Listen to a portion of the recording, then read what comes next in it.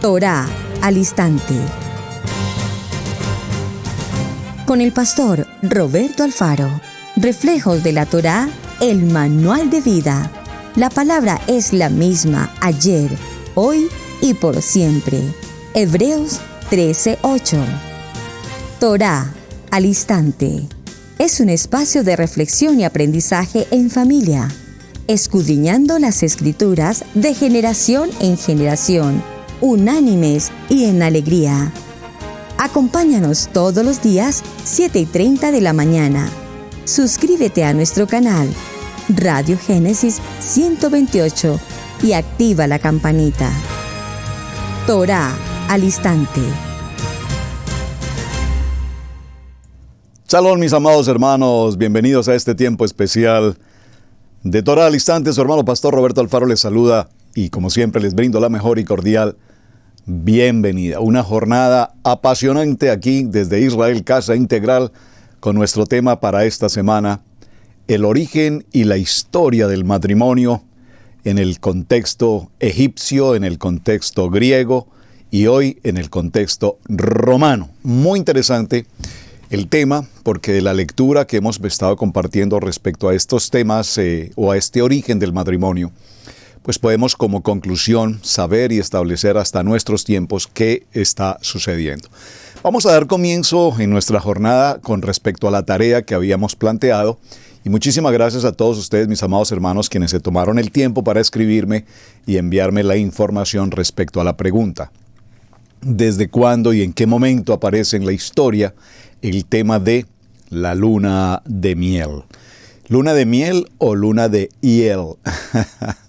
La luna de miel.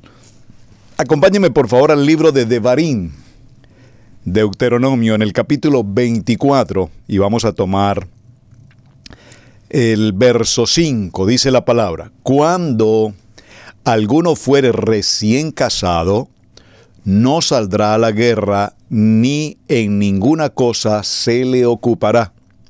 Libre estará en su casa por 1 año, para alegrar a la mujer que tomó. Entonces estamos hablando en este punto de lo que más adelante se llamará en la historia la luna de miel. Pero lo interesante es que en Devarim, capítulo 24, verso 5, nos menciona que el propósito es permanecer en casa, el varón acompañando a su esposa, quien ha tomado como esposa, y la finalidad es alegrar a su esposa, alegrarla, disfrutar, prourbo, recuerden también la palabra prourbo, procrear, formar familia y alegrarla.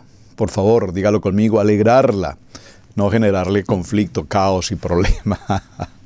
Ahora bien, vamos a ir un poco a la historia del antecedente y vemos que después de que se realiza la ceremonia, invitados y todo lo demás, la tradición nos cuenta que el nombre de luna de miel procede de las viejas costumbres nórdicas alrededor del siglo XVI, en la que los recién casados solían beber dulce hidromiel durante la primera luna llena próxima a la ceremonia nupcial. Los novios la bebían para recibir la bendición de los dioses, que les regalaban a cambio fertilidad, sobre todo para concebir hijos varones. La hidromiel también era el único alimento de Odín, padre de todos los dioses nórdicos, y se consideraba una bebida que daba poderes sobrenaturales. De ahí que fuese una pócima mágica, que también ofrecían los druidas a las tribus celtas de enfrentarse a los romanos, a las tribus de los celtas antes de enfrentarse a los romanos en la antigua Galia.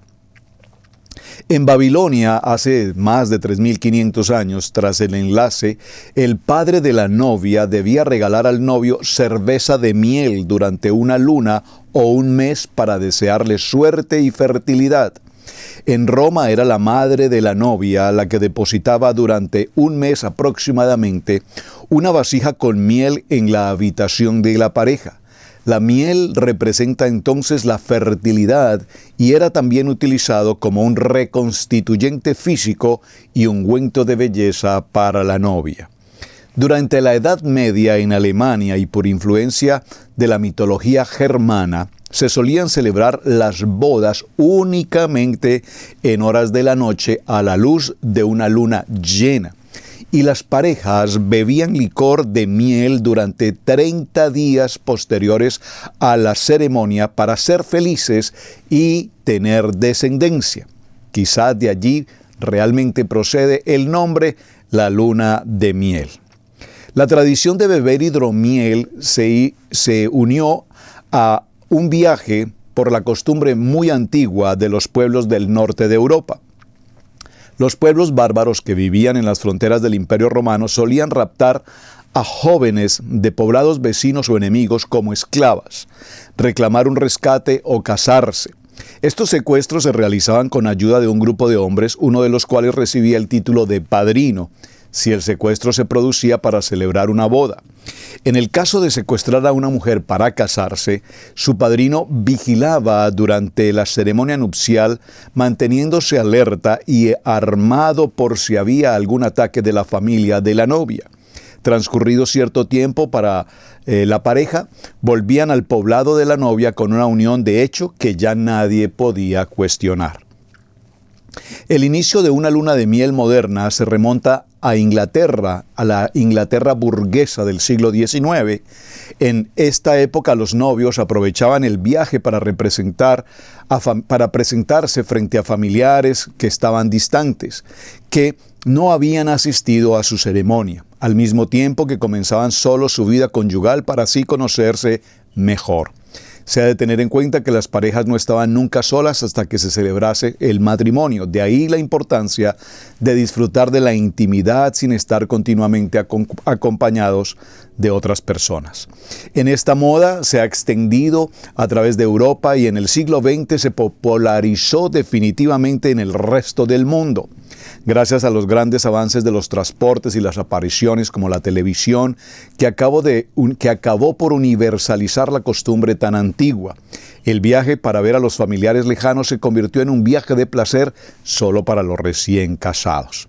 Muy bien, pues a grosso modo y así más bien de manera muy ligera y práctica, entonces hemos definido el contexto moderno, muy reciente por demás, de lo que es el tema de la luna de miel, que tiene que ver con la miel, que tiene que ver con la luna, que tiene que ver con una luna llena, que tiene que ver con un efecto de tomar bebidas hidromiel, que a su vez eran consideradas como unas pócimas fertilizantes o afrodisíacas, probablemente mejor, de tal manera que se produjesen los hijos en el contexto de prourbo, en el contexto de la familia. Bien, mis amados hermanos, hoy vamos a nuestro tema de cierre a nuestra jornada en este tema apasionante del matrimonio. Y vamos a hablar en el contexto del matrimonio de la antigua Roma. Sin embargo, debo advertirles, mis amados hermanos, que el tema y el tiempo no nos permitirá ahondar en verdad la profundidad de un tema tan dispendiosamente importante como lo es el matrimonio en Roma. Probablemente ustedes conocerán algunos nombres como Nerón, Calígula, César Augusto, entre otros, Vespuciano y demás, que tienen características muy importantes en sus gobiernos, en sus periodos de gobierno, que dejaron a su vez marcada el concepto de la familia y en particular el tema del matrimonio. Entonces, el matrimonio en principio entre el pueblo romano no era respaldado por un documento escrito.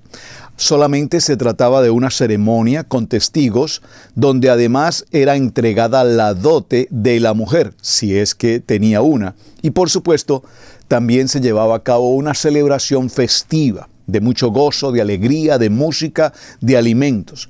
No había tampoco en las ceremonias una autoridad como un párroco o un alcalde que representara necesariamente el poder. Era un acto totalmente privado que ningún poder público tenía poder para sancionar. Pero sí era de carácter fundamental y obligatorio la presencia de testigos. Al principio solo se podían casar patricios, es decir, los descendientes directos de los fundadores de Roma. Pero hacia el año 445 antes de Mashiach, se pudieron también casar los ciudadanos, incluyendo los plebeyos, y los que nunca se pudieron casar fueron los esclavos, los extranjeros, los actores y las prostitutas. La conveniencia de una pareja era tolerada. Así lo demuestra la diferencia que había entre matrimonios con mano, kanmanun, y las uniones sin mano, sin manú. En el primer caso, la mujer pasaba oficialmente a obedecer a su esposo, mientras que en el segundo caso, a pesar de dejar la casa, la mujer seguía bajo la autoridad de su padre. Ven qué interesante esto, hermanos. En una característica conocida como matrimonio con mano, el hombre tomaba autoridad sobre la mujer, vamos a decir, como en nuestros tiempos. Hay una autoridad del varón. Pero en la segunda característica en Roma, las uniones sin mano, sin emanú, estas ceremonias, la mujer iba a convivir con su esposo, pero la autoridad sobre ella no era el esposo, era o continuaba siendo su padre. Qué interesante. Dentro del contexto del Imperio Romano, el tema del adulterio era gravemente afectado. Es decir, que daba derechos al padre o al esposo de matar a su hija o a su esposa y también a la persona que haya participado dentro de la línea del adulterio. Sucedía cuando un hombre, casado o soltero, era sorprendido en el acto con una mujer casada. Si la mujer era soltera o si era prostituta o extranjera o esclava, no se consideraba adulterio. Aún así, el hombre con el que era sorprendido era así, aunque el hombre que fuera sorprendido fuese casado. Es decir, que con las mujeres que fueran prostitutas, extranjeras o esclavas, no se tipificaba el contexto del adulterio. El matrimonio tenía relaciones con asuntos de carácter legal sin que le faltara un documento escrito que lo representara. El problema pues siempre se suscitaba era cuando se tenían que tomar decisiones respecto de la separación o el divorcio para efectos de los bienes, la distribución de los bienes. Tenía relación entonces directamente con el patrimonio, con la legitimidad de los hijos y con la dote, sobre todo porque el divorcio era perfectamente legal. Es muy interesante, en Roma el divorcio era tan importante como el matrimonio. Es decir, una persona se podía casar con todo un privilegio, pero a su vez se podía divorciar con todo privilegio. Y no solamente una, dos o tres veces, podía tener muchos matrimonios, pero a su vez podía tener muchos divorcios. Es interesante. Esto sucedía con mucha frecuencia, especialmente en las esferas de alta sociedad, pero se sospecha que también ocurría entre la plebe, y vemos un caso como César, Cicerón, Ovidio, Claudio, que se casaron por 3 ocasiones respectivamente. El divorcio entonces era informal como el matrimonio, y bastaba con que uno de los dos cónyuges se decidiera y celebrara un acto ante testigos. La mujer, tanto si ella se había separado como si hubiese sido repudiada, se llevaba su dote. Los hijos, en cambio, al parecer, permanecían siempre con el padre. Se divorciaban y volvían a casarse con mucha frecuencia, por lo que era normal ver en una casa hijos de distintas madres, además de hijos adoptados. La edad mínima para el matrimonio en Roma era de 14 años para los hombres y de 12 años para las mujeres. Esto es muy interesante porque realmente hasta nuestra época y en nuestra cultura hispanoamericana, vemos que en otros tiempos, hace, no sé, probablemente 30, 40 años, alrededor, las mujeres realmente se casaban muy jóvenes, en una edad promedio, digamos, de 12 también a 14 años.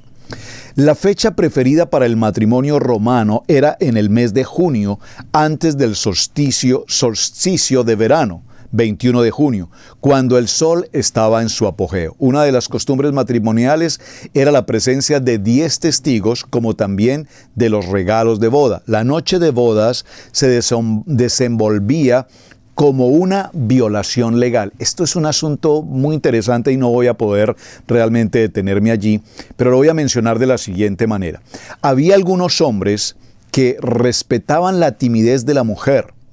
Pero en otros casos, la noche de bodas se convertía en un acto totalmente sodomita, al igual que sucede en culturas como la China. Es decir, que la noche de bodas o la consumación del matrimonio, en algunos casos en Roma, era un asunto bastante, ¿cómo lo puedo decir?, perverso realmente. No era una intimidad de amor, sino era el hombre utilizaba métodos sodomitas para esta consumación del matrimonio. Pero sobre todo, repito, el propósito del matrimonio, al igual que lo vimos ya en Grecia y lo vimos incluso en Egipto, era ante todo enriquecer, tener la riqueza, el poder, la dote, pero sobre todo también para los romanos era muy importante el núcleo familiar y de traspasar el patrimonio de una generación a otra.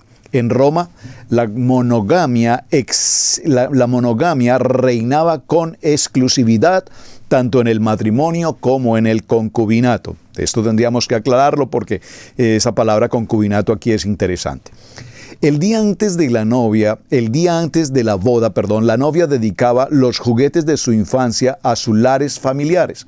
Dios familiar, representado en estatuillas a la entrada de la casa, cuya función era protegerla de extraños. Y observen este dato tan importante. Y también su bulla, collar protector del mal de ojo que usaban desde el 8º día de nacimiento. Esto me pareció muy interesante en el contexto de la lectura, porque sé que en algunos países de nuestra cultura hispanoamericana es muy típico que a los niños al momento del nacimiento se les coloca un cordón en color rojo con una pepita negra. Si no estoy mal, por favor corríjanme porque no conozco mucho de eso. Sé que lo he visto, lo he oído, etcétera, pero no tengo precisión con el tema. Pero sé que se llama un amuleto, algo así, para el mal de ojo. Y observen que en Roma ya esta figura existía. Cuando la novia ahora se casa, ella se despoja de este elemento que se llama bulla, collar protector del mal de ojo, que usaba desde el 8º día de su nacimiento. El día de la boda se iniciaba con un cortejo, se encendían antorchas que seguían un camino hacia la casa del novio. La prometida, que iba con un velo en su rostro, era acompañada por 3 niños que debían tener sus padres aún con vida. 2 niños iban tomados de la mano al lado de la novia, mientras que el tercero iba delante con una antorcha de espino que había sido encendida anteriormente en la casa de sus padres. Se consideraba que los restos de esta antorcha tenían la capacidad de otorgar larga vida. Se sentaba a los novios a un lado del otro, ambos con la cabeza cubierta por un velo, en un banco cubierto con piel de oveja ofrecida de un sacrificio. Después continuaba con un acto en el que el novio daba una vuelta a la derecha del altar, tomando un poco de sal y un pan redondo de espelta. Espelta es una variedad de trigo. El panis farreus que ambos compartían. Tal acto consagraba la unión y la mujer pasaba en ese momento de las manos del padre a las manos de su esposo. La estimación de la mujer es un tema moral, y moral con respecto a ella tuvo un cisma o más o menos un tiempo difícil en la época del emperador Augusto, cuando se modificaron ciertas leyes para que los ciudadanos se decidieran por el matrimonio. Es decir, hubo un lapso del tiempo en la época de Augusto, emperador, en que los hombres decidían no casarse. Entonces el emperador determinó o estableció nuevas leyes dando privilegios para quienes que contrajeran matrimonio. Había una gran crisis nupcial y se difundía con mucha frecuencia el tema del celibato. Antes de dicho cambio moral, la mujer era una pertenencia más del jefe de familia, al igual que los hijos y los esclavos. Claro que siempre gozó del derecho al divorcio. El matrimonio era un deber cívico más que una amistad, mientras que la nueva moral afirmaba sobre todo por los estoicos. Esta palabra estoicos aquí, para solo mencionarla, usted por favor búsquela en su diccionario, pero básicamente los estoicos tienen que ver mucho con nuestra cultura hoy. El estoico o el estoicismo es una forma de pensamiento en el que todo se rige por la lógica. la lógica. Básicamente, ese es el término estoico. No entremos a más profundidad en el tema. Es toda una cátedra hablar de estoicismo, pero para que tengamos presente, es decir, solo la razón, el entendimiento, la lógica. Nada funciona de manera sobrenatural, nada funciona de una manera distinta que no sea la lógica. 2 más 2 es 4, punto, esté dormido o esté despierto, 3 más 2 es 5, ahí no hay un cambio distinto en el pensamiento. Eso es lo que se llama el estoicismo. De tal manera que para obtener riqueza, el estoico dice la única manera de obtener riqueza es el trabajo, punto, no hay otra opción. Pero pues, y no es que tenga nada de malo en el sentido, pero cuando nosotros hablamos de palabra, de Torah, de fe, de emuná, entendemos que Hashem obra de manera sobrenatural. Entonces, allí la fe, la emuná, la bitajón, pues nos cambian el sentido estoico. Y ustedes recordarán que yo con mucha frecuencia a lo largo de tantos años he enseñado y he practicado, si puedo decirlo entre comillas, esta palabra. No podemos movernos con la lógica y la razón y en el entendimiento natural. Porque es importante que tengamos discernimiento, por favor, por supuesto que sí. Pero más que el discernimiento, caminamos conforme a la mente de Yeshua. Y la mente de Yeshua es una mente sobrenatural, es decir, el Ruach HaKodesh nos dirige, el Ruach HaKodesh nos da oportunidad de ver más allá de lo que lógicamente podríamos ver. Espero que esté siendo claro en lo que pretendo transmitir. Entonces, el estoico proclamaba al matrimonio como una relación afectiva, de amistad, como la unión de dos seres que no se juntan solamente para procrear, sino para vivir juntos toda una vida. Si lo que quieres es ser un hombre de bien, solo se puede hacer el amor o tener intimidad para tener hijos, y el estado conyugal no sirve para los placeres venéreos. Esto tengo que, repito, solo comento de manera muy, muy breve los términos de la lectura para que podamos comprender. El estoicismo entonces establece que el matrimonio no es una cuestión de afecto, de sentimientos, de pasión, de amor. Pues por supuesto habrá un gusto, alguna atracción, pero lo más importante es que es un protocolo cívico, en principio. Es decir, para conservar jerarquía, para conservar estatus, para conservar la riqueza y para tener una persona en casa que se ocupe de muchas actividades. El estoico entonces establece que la relación de matrimonio es más que todo una relación de amistad, ser amigos, una pareja, hombre y mujer amigos. Y dentro de esa amistad procurar que ese matrimonio perdure para toda la vida. Eso es, ¿cómo se logra eso? Bueno, no es que esté tan malo el concepto. Realmente, si lo vemos en el tiempo moderno, pues un amigo, mi amiga, mi esposa, mi amiga, esa persona de confianza, esa persona con quien platico, con quien conservo pensamientos, con quien presentamos inquietudes, sugerencias, como un acuerdo. Es decir, en realidad, en ese sentido, el estoico pues tiene un sentido verdadero. El matrimonio tiene que partir de un presupuesto de amistad, tiene que partir de un presupuesto de comunicación, de un presupuesto de confianza, de un presupuesto de intimidad, de un presupuesto de valor, de honra, de respeto. Por supuesto, claro que sí. Pero nos habla que el estado conyugal no sirve para los placeres venéreos. Venéreos. Y aquí hay algo interesante. Esta expresión, permítame si la puedo detallar un poquito. ¿Por qué se llama el asunto de los placeres venéreos? Y sobre todo hay un texto inmenso sobre el contexto, pero básicamente voy a tratar de mencionarlo de una manera muy simple.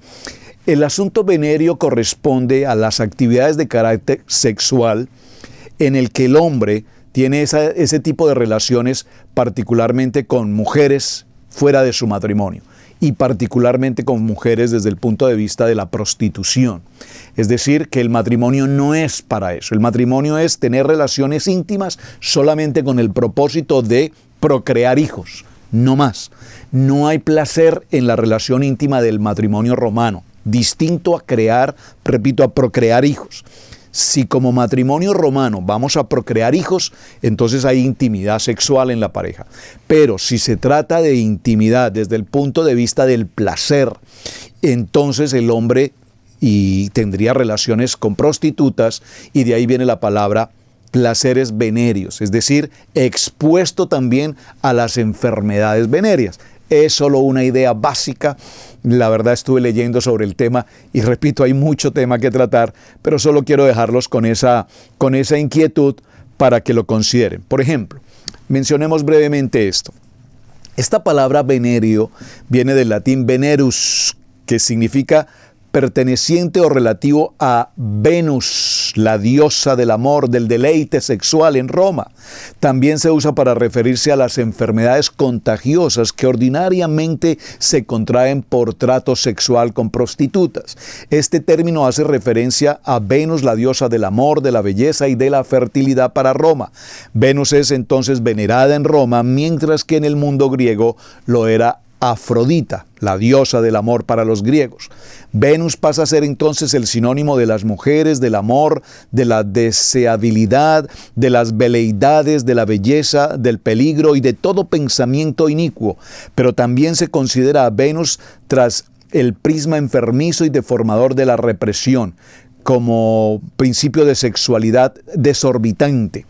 Bueno, este es el contexto. De ahí viene entonces también el término del veneria, de las enfermedades infectocontagiosas en el trato sexual, que se deriva del nombre latino, venerio, y que este tipo de enfermedades son en su gran mayoría transmitidas por vínculos sexuales con prostitución. Bueno, esto era básicamente lo que quería manifestar respecto a este caso de por qué se habla de los placeres venerios. Entonces, repito, en Roma el matrimonio, la intimidad sexual solo tenía como propósito procrear, no más.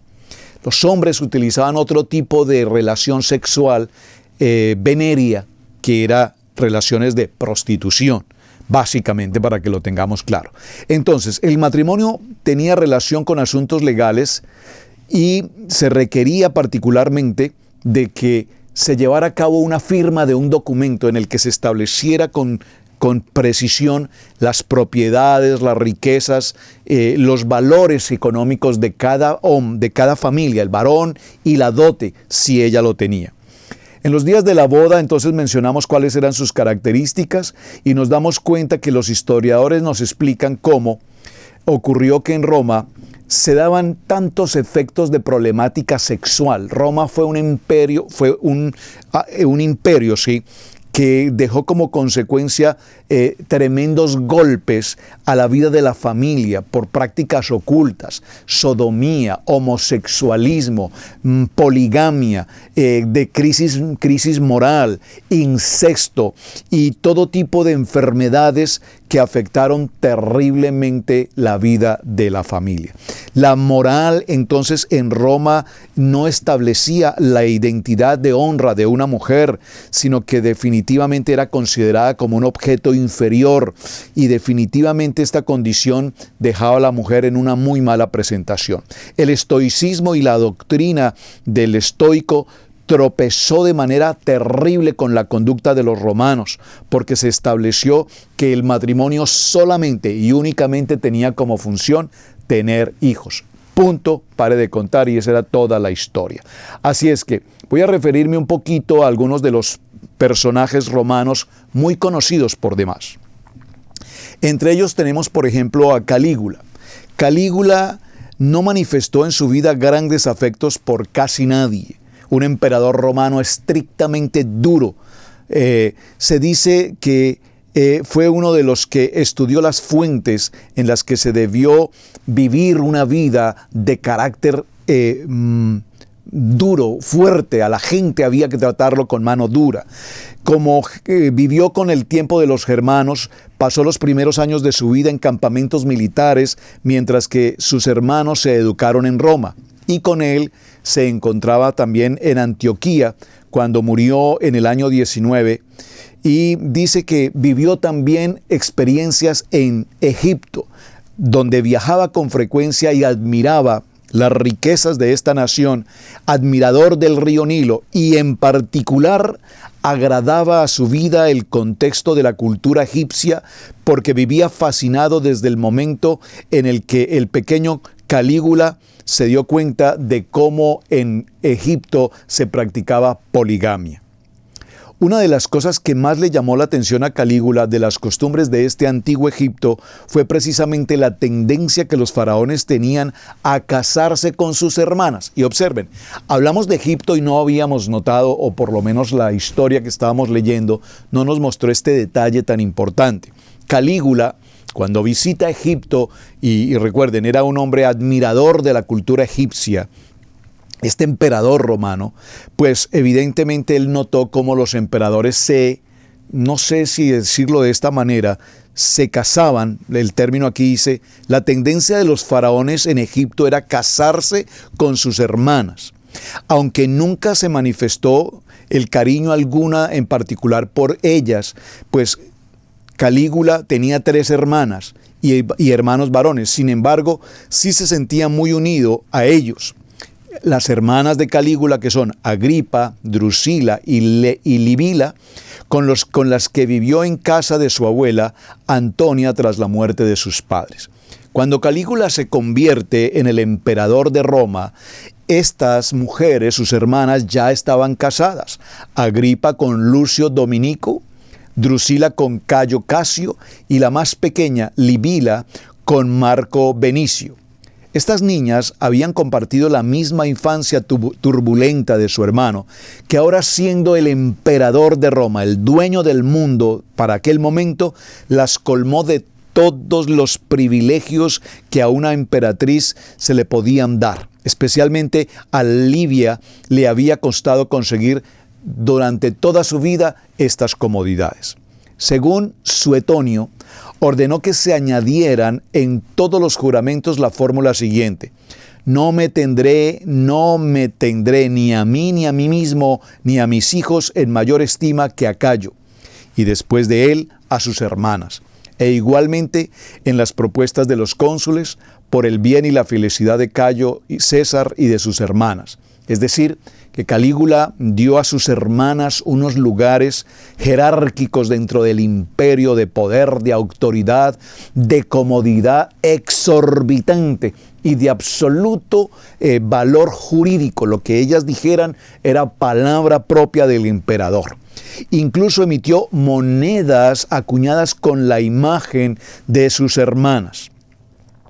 Esta relación tan cercana ha dado mucho de qué hablar, pues Suetonio no duda en afirmar que mantuvo relaciones sexuales incestuosas con sus 3 hermanas y que en los banquetes las sentaba por turnos a su derecha, mientras que a su respectiva esposa oficialmente la sentaba a la mano izquierda.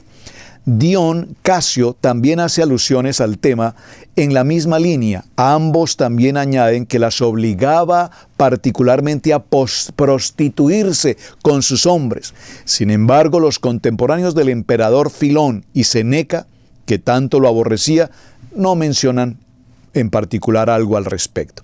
Lo que sí es cierto es que Calígula tenía una preferencia especialmente por su hermana Drusila, a la que incluso la nombró heredera universal cuando atravesó por una grave enfermedad.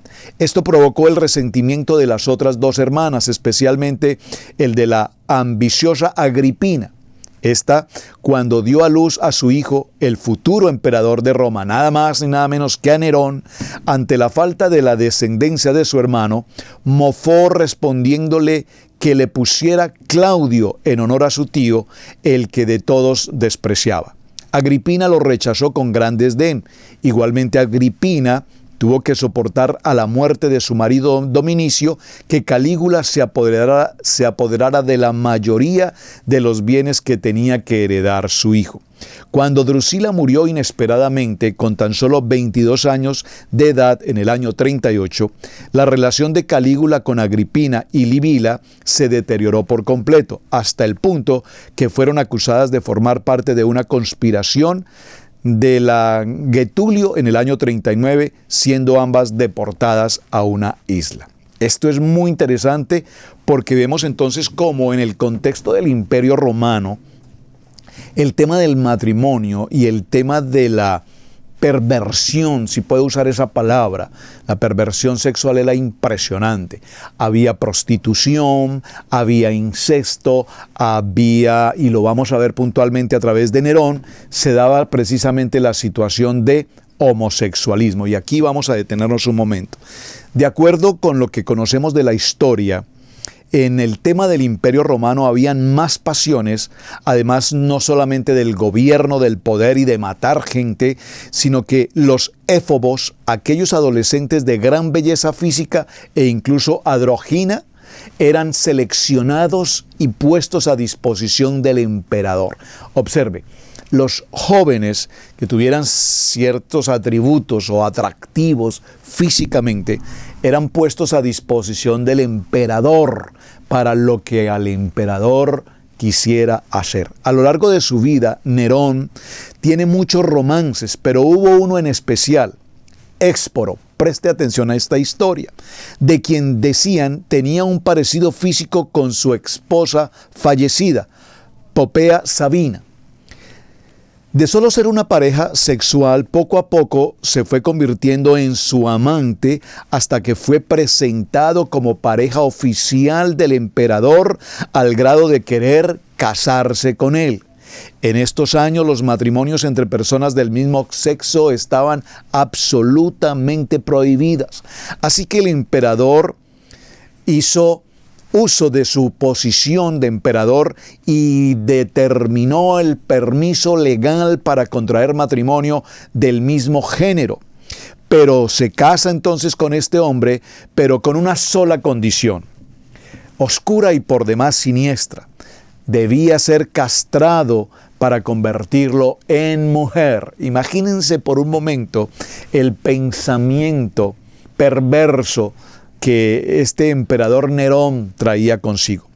Pero ahí no termina la historia. Luego de la recuperación de Nerón, luego de la recuperación de Éboro, Nerón obligó a Éxporo a usar la ropa de su exesposa y lo obligó a presentarse ante la comunidad como mujer. El primer emperador en casarse con una persona del mismo sexo, Nerón, pero no sería el único, ya que tras su muerte el mismo Éxporo fue consorte de otro emperador, esto es Otón. Entonces Nerón no fue el único que contrajo matrimonio con alguien del mismo sexo, sino que hizo uno de sus lipertos, Pitágoras. En esta ocasión se cambiaron las tornas, ya que fue el emperador quien hizo el papel de mujer. Mencionando toda esta historia, pues nos encontramos con aspectos muy interesantes que tienen que ver con el matrimonio y la cultura romana. Sobre la cultura romana tendríamos que hablar muchas cosas. La cultura desde el punto de vista del hombre, la cultura desde el punto de vista de la mujer, la cultura desde el punto de vista del matrimonio, la cultura desde el punto de vista de la familia, la cultura desde el punto de vista del gobierno y la cultura desde el punto de vista de la época cristiana. Porque recordemos que para este tiempo del emperador o del Imperio Romano, donde se sucedieron tantas circunstancias que conocemos, la toma de territorios, la extensión del poder romano, el Imperio Romano hacia tantas otras tierras, que afectó de hecho las tierras de Jerusalén. Pero para esta época también recordemos que en el Imperio Romano nace nuestro amado Yeshua y en ese proceso los discípulos, Pablo, entre otros líderes del cristianismo, pues vivieron esta historia, vivieron y conocieron de primera mano toda esta perversión que existía dentro del contexto del Imperio Romano. Así es que vamos a mencionar ligeramente algo que me parece muy interesante, pero vamos primero a hacer una pequeña pausa y regresamos para que mencionemos de manera muy ligera también lo que es el contexto del el aspecto del derecho canónico que ya mencionamos y que es tan importante porque hasta nuestros días está vigente y tiene que ver también con un principio del fundamento en Roma. Mateo 10, 6 al 7. Vayan mejor a las ovejas perdidas de la casa de Israel. Y al ir, proclamen, el reino de Yahweh está cerca. Suscríbete a nuestro seminario Raíces Hebreas.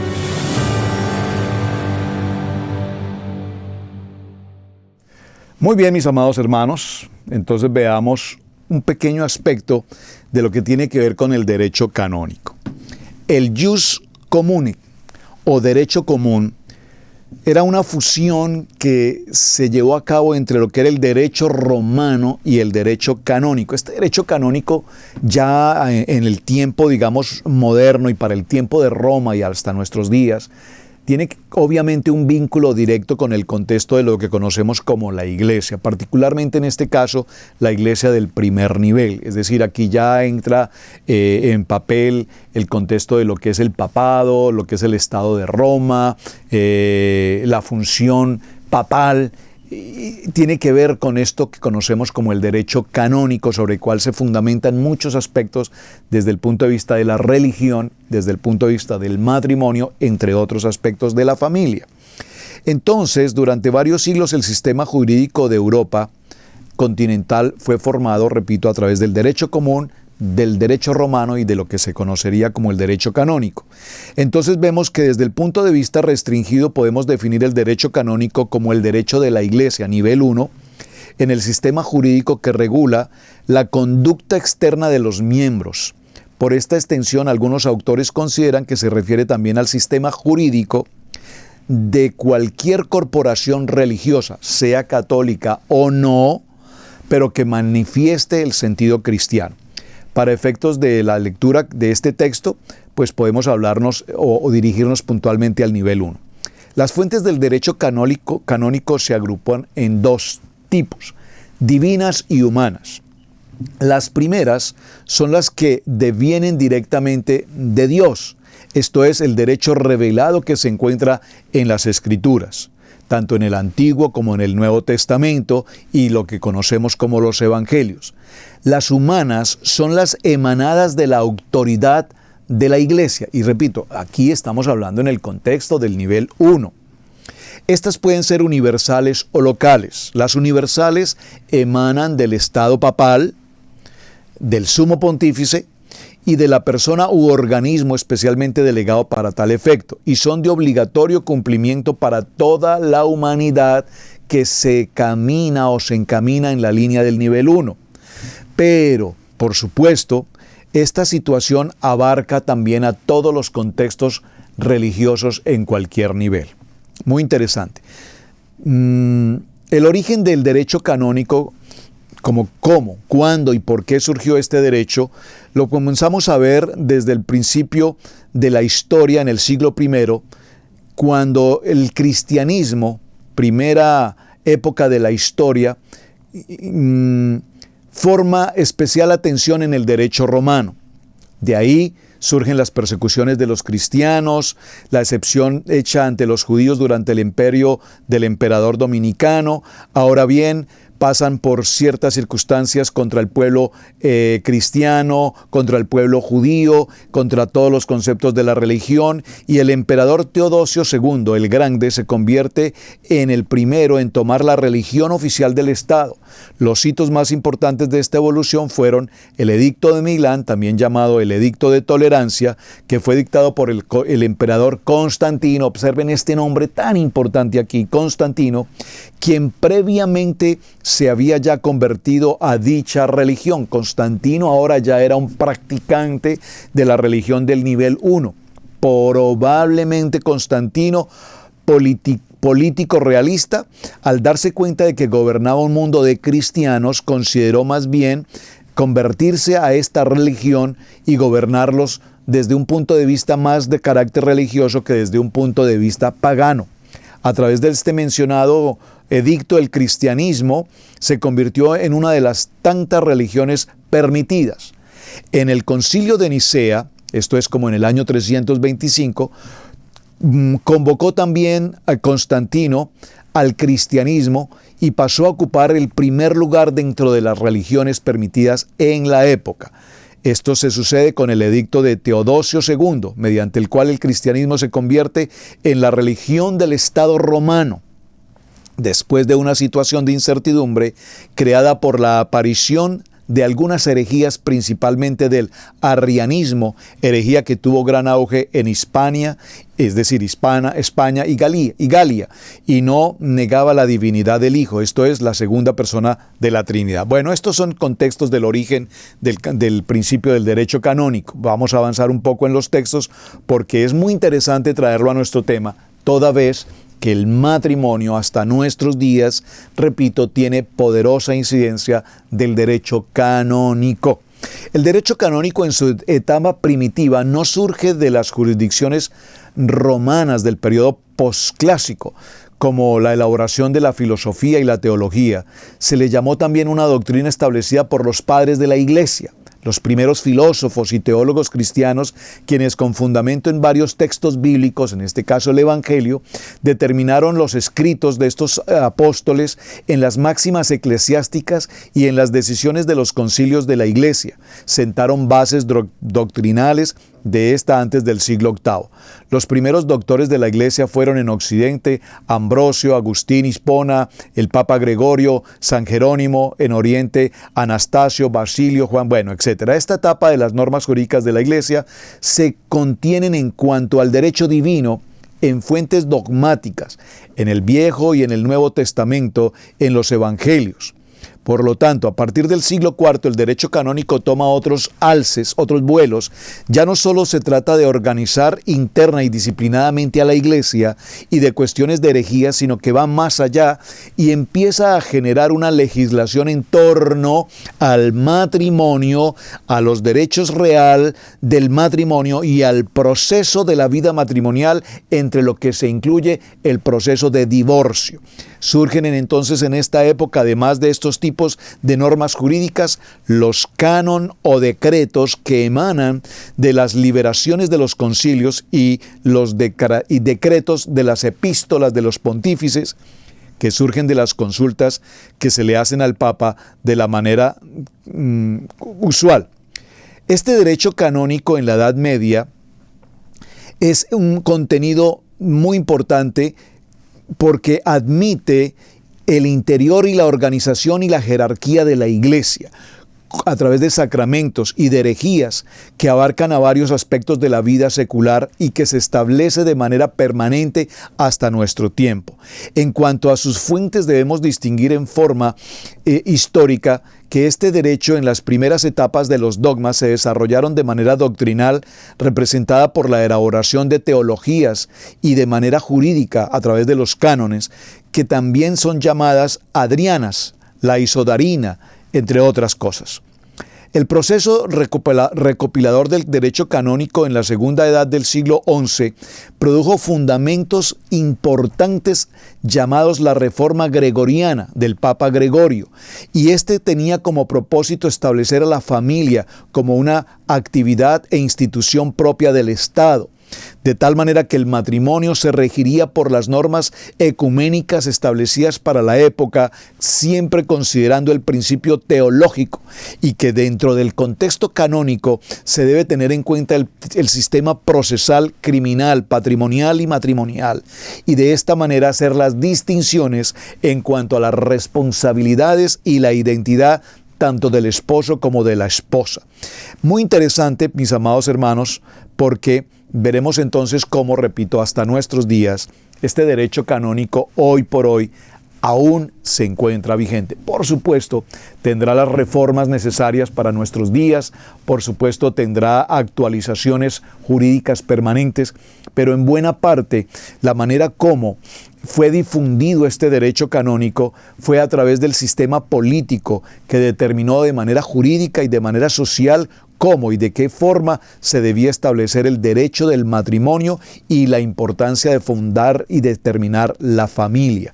Los hijos, como la familia, son parte integral del Estado y el Estado tiene autoridad sobre ellos. Así se establecerán los derechos para el esposo, la esposa y los hijos, de manera que tanto la propiedad privada como la economía se repartirán de manera equidistante o de manera proporcional, cosa que no sucedía en otros sistemas anteriores.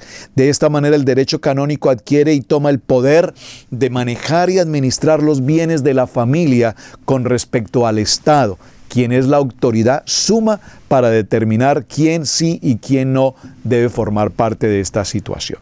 Bueno, mis amados, pues en ese orden de ideas vamos a concluir tomando algunas ideas básicas de los sistemas egipcios, del sistema griego y del sistema romano. Cuando usted ha tenido seguramente la ocasión de ver, y los quiero referir puntualmente, la BBC de Londres publicó una obra en video, una serie, la expresión correcta, es una serie llamada Roma. Está disponible en internet, por favor búsquela, Roma. Son aproximadamente unos, tal vez, 14 capítulos. Y si usted tiene la oportunidad de adquirirlos o de verlos en internet, de la BBC de Londres, Roma es el título, les recomiendo que lo hagan, mis amados hermanos, primero porque la producción de esta serie es extraordinariamente excelente. Su calidad, su contenido histórico, su contenido desde el punto de vista cultural, su contenido desde el punto de vista de la historia propia en sí, de lo que es el Imperio Romano. Definitivamente creo que todo estudiante en Torá necesitamos ver este proceso de Roma. ¿Por qué? Porque buena parte de todos nuestros textos bíblicos, de la cultura bíblica, de los periodos bíblicos, tienen que ver muy de cerca con el contexto del Imperio Romano. Recuerden que nuestro amado Yeshua justamente nace para la época del Imperio Romano, el imperio, de hecho, más perverso que ha existido sobre la faz de la tierra. Podríamos pensar que los gobiernos alemanes, cuando el tiempo del Holocausto fue perverso. Sí, por supuesto que lo fue. No quiero decir que no haya sido así. Por supuesto, los reyes católicos en España, cuando determinaron el tiempo de la Inquisición, fueron perversos. Por supuesto que sí. Desde luego que muchos otros gobiernos, como el gobierno del emperador egipcio en el tiempo del pueblo de Israel en su condición de esclavitud, fue perverso. Por supuesto que sí.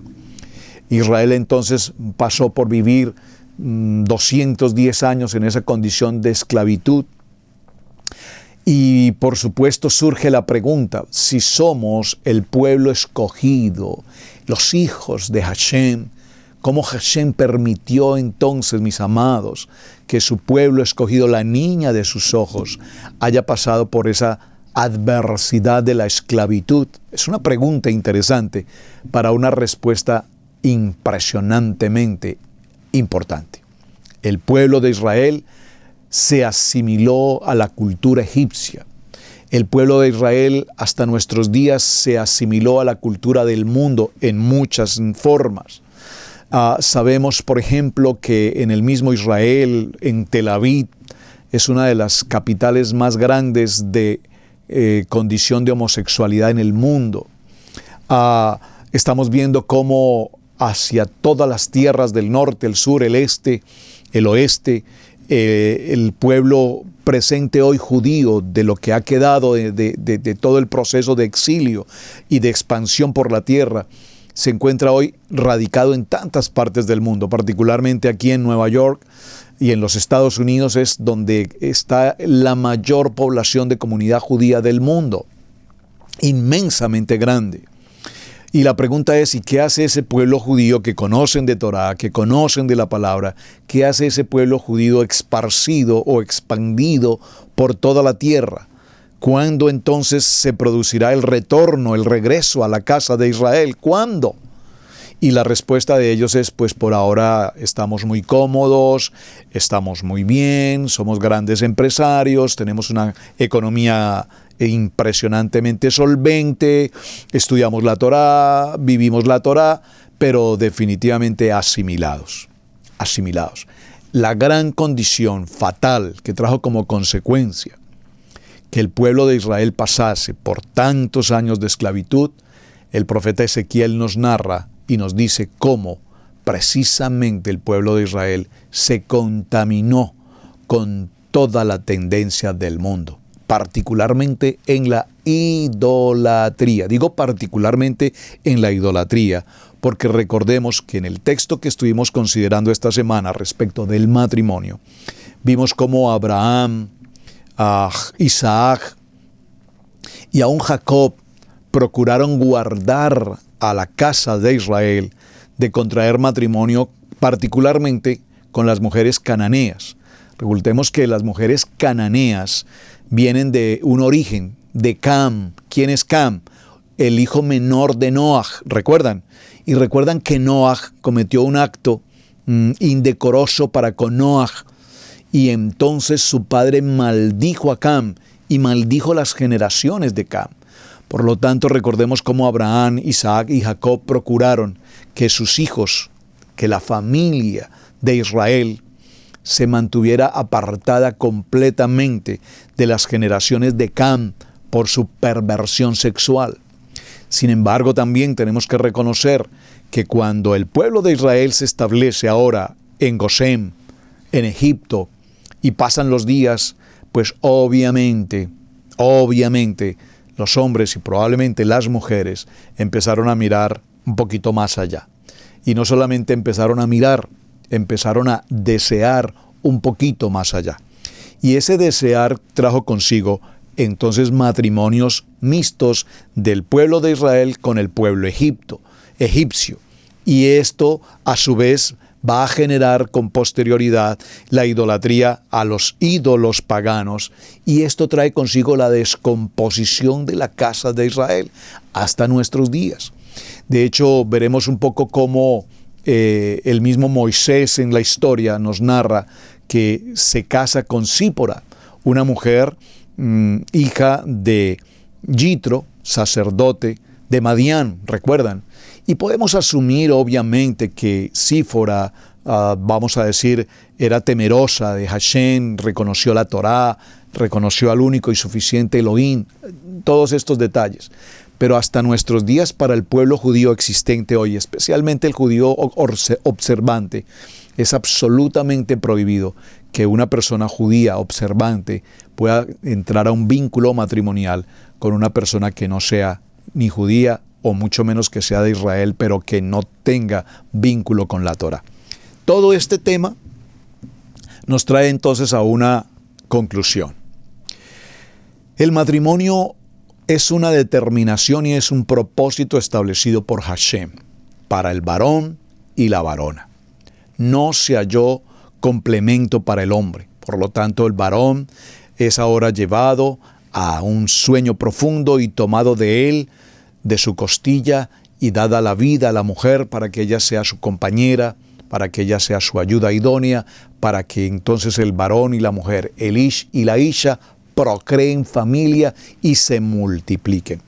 Obviamente vemos cómo en el tiempo del pueblo de Israel en Egipto, no solamente las mujeres se multiplicaban en gran manera, digo en gran manera porque sus partos, dice la Biblia, que no eran partos de un niño o dos, tenían hasta 6 hijos en un solo parto. Y esto hizo que el pueblo de Israel se multiplicara en gran manera al punto de que el entonces faraón determinó matar a todo niño varón que naciese. Recuerden la historia. De ahí surge precisamente el tema de Moshe, salvado de las aguas, etc. Vimos entonces, amados, cómo en esta semana la historia del matrimonio no es simplemente el contraer una nupcia. El matrimonio está sujeto a una serie de vínculos, no solamente jurídicos, legales, también está sujeta a una serie de principios morales, está sujeta a un principio de legalidad y específicamente al fundamento del amor. No al amor filial, no al amor circunstancial, no al amor de amistad, sino al amor ágape. El matrimonio, el vínculo del matrimonio establecido por Hashem está muy lejos y apartado de todo lo que leímos en esta semana respecto del pueblo egipcio, respecto de la cultura griega y por supuesto más aún respecto de lo que es el imperio romano. Ese imperio romano que, repito, hasta nuestros días está vigente. Nerón se casa con 2 mujeres posteriormente se casa con 2 hombres, permite el vínculo matrimonial del mismo género. Se presentan atrocidades desde el punto de vista de la sexualidad, el incesto y toda esta vinculación entre padres, hermanos, hermanas y demás, hasta nuestros días. Esta es la consecuencia que estamos viviendo para el siglo XXI, una sociedad totalmente descompuesta, en especial en el sentido del matrimonio. Así es que, mis amados hermanos, espero que la semana haya sido provechosa para un tema tan apasionante. Si Hachén nos lo permite, si ustedes me lo permiten, podríamos continuar la siguiente semana, porque no hemos hablado ahora de lo que es el aspecto del matrimonio desde el punto de vista de Israel, desde el punto de vista de la cultura judía hasta nuestros días, que considero que sería también muy importante que lo tengamos presente a la luz de este estudio y a la luz de la Torá que nos enseña la palabra. Mis amados, muchísimas gracias por acompañarme. Su hermano Pastor Roberto Alfaro, me despido. Les deseo que tengan un tiempo maravilloso de Shabbat. Nos vemos 4 de la tarde en nuestra reunión de Havdalah, 8 de la mañana Varones Kadosh. Allí les espero. Muchísimas gracias. Shabbat Shalom para todos y muchísimas gracias por acompañarnos durante esta semana. Bendiciones. Debemos aprender a honrar los dones del ministerio, en especial el de enseñanza. Yeshua dijo en Lucas 6:38, dad y se os dará, medida buena, apretada, remecida y rebosando darán en vuestro regazo, porque con la misma medida con que medís os volverán a medir. Si Radio Génesis 128 ha sido de enseñanza y bendición en tu vida, te invitamos a bendecirlo a través de las plataformas PayPal, Zelle, Square Cash, que están en nuestro portal www.radiogenesis128.com.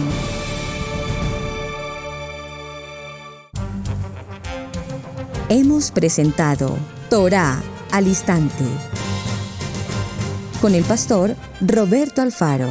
Para nosotros es un privilegio poder servirles. Contáctanos a nuestro correo electrónico radiogenesis128@gmail.com.